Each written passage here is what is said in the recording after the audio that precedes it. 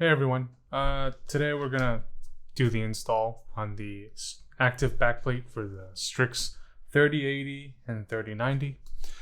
This is the EK one.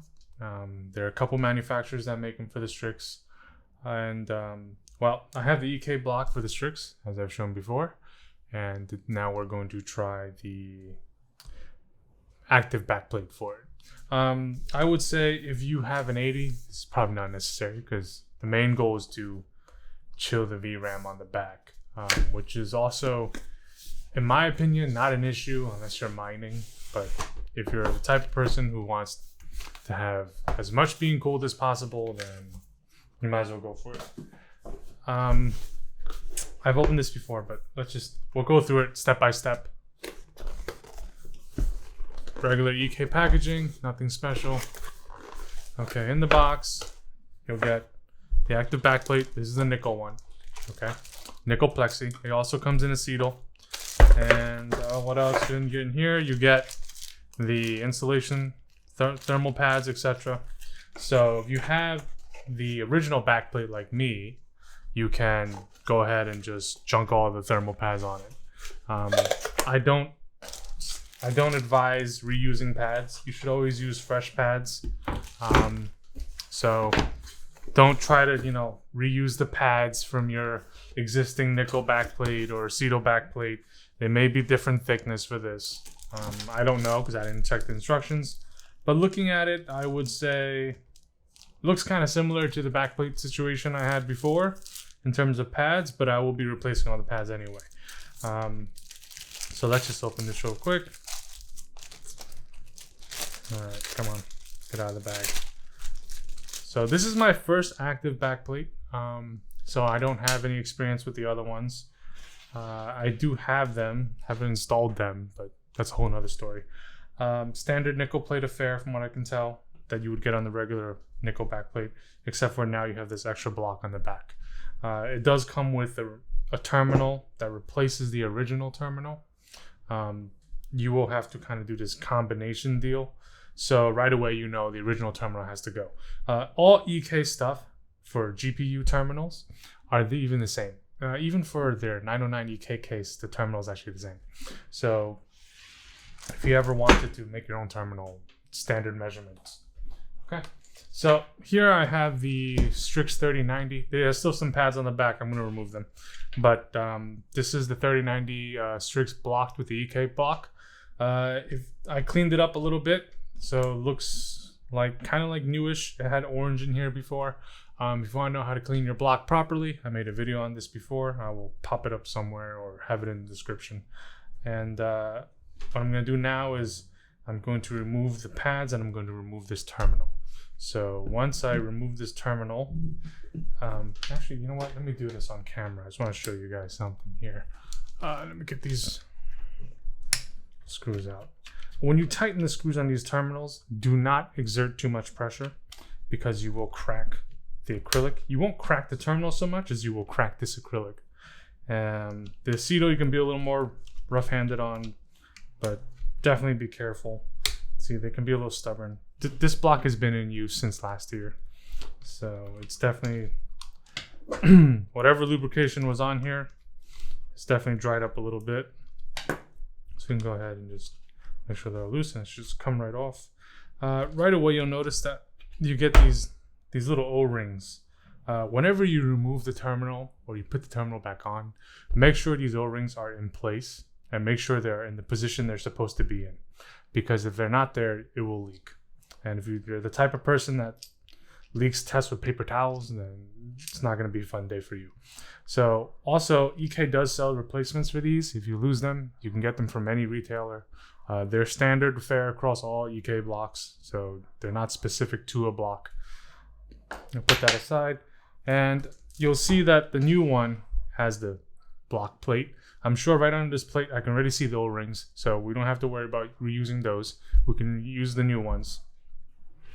And I'm going to cut off to put the pads on, and then I'll come back when I get the pads on. One quick word about the pads. Last time when I did the block video installing the block, I found out the pad thickness in the manual didn't work for me. I couldn't even get the screws on. And if I did get the screws on, there was not enough good contact. I spoke with the EK rep. I gave him the measurements of the pads I used. I ended up using like, I think 1 millimeter thicker or 0.5 millimeter thicker across the VRAM. Otherwise, there was pretty much no contact. But some of the pads are on that back plate. That's why you see some of them still stuck on here. Obviously, I'm gonna clean this out.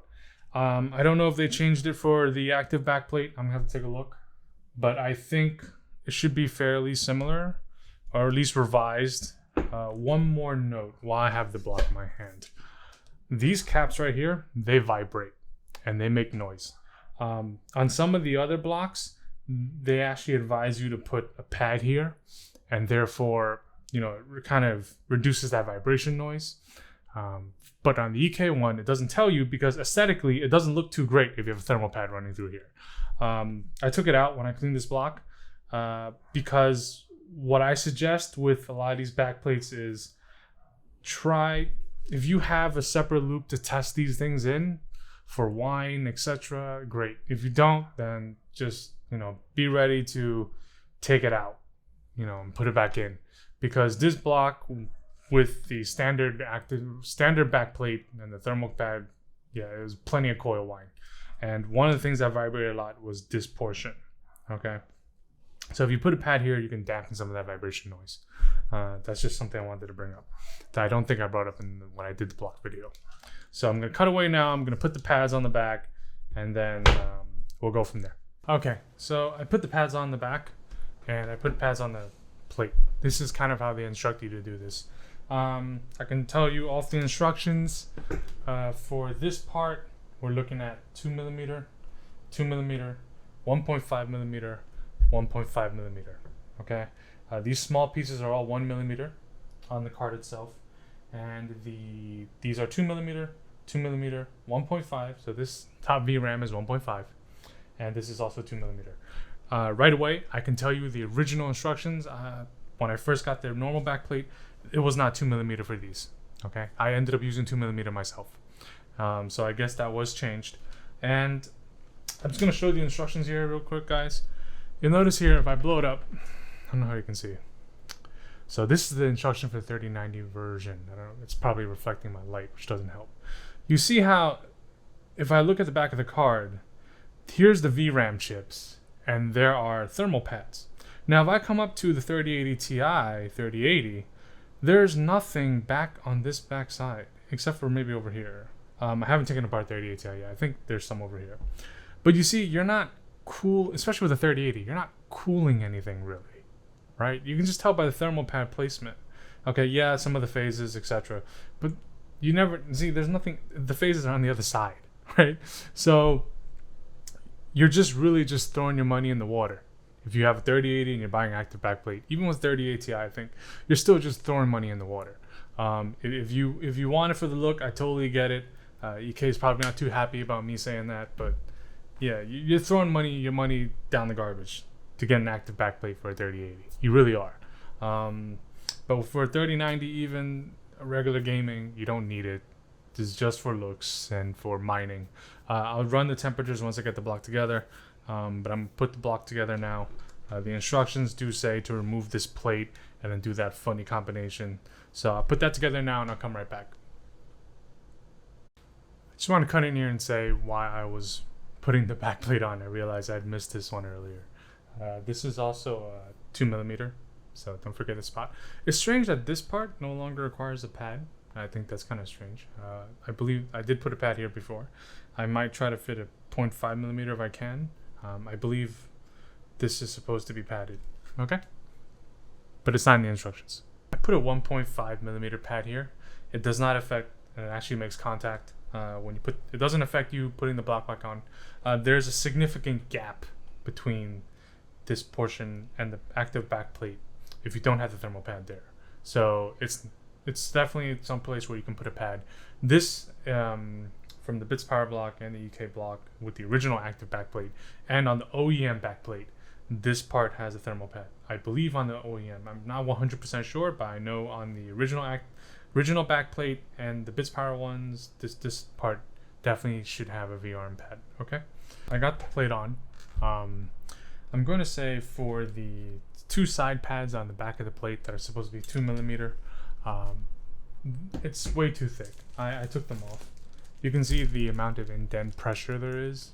It's way too thick for this thing for the back plate to come back on without excessive force. And I'll show you what I mean here. So what I've done here was, for this area, I added a 1.5mm, and it makes contact, fits fine. But these two orange pads, I replaced them with 1.5. When I had it at 1.2, I mean with the 2mm, I couldn't even get the backplate on. The amount of force it took just to get, if I got the terminal side in, the other side wasn't coming on. You know, I do a balance of like getting this side one little bit and doing one screw here and back and forth. That kind of balancing, it still is just way too much pressure to apply to the block just to screw in. You know, I'm like holding it down with a lot of force. And even with the 1.5mm pad, when I was doing the terminal area, I just felt the amount of force I needed to apply just to compress that pad it's excessive. I see why they would specify 0.5 millimeter looking at the back where they machined the plate, but I don't think it's 0.5 millimeter deep, extra deep, you know? So I don't think the jump of a 0.5 millimeter thicker pad is necessary to make because it makes the same amount of contact. If I were to look at the 2mm pads that I took out, if you look at how deep that goes in quite a bit. And even if I look at the 1.5mm pad that I replaced it with, it still has the same amount of contact. So I think even a 1mm pad would fit, to be honest with you. And just, I don't think it needs 2mm on the VRAM on the back. I think that can also be 1.5. And that would just make this come together a lot easier, because this was a lot of force to get together. And it's on the border of uncomfortable amount of force, to the point where I feel like I'm gonna crack either the plexi here, or I'm gonna, you know, I'm not worried about the GPU so much because I just sandwich in the middle and the holes line up. But pressing this and just thinking about the amount of force being exerted in these three areas is a bit uncomfortable. Okay, but nonetheless, it is on now, and I'll see how it performs.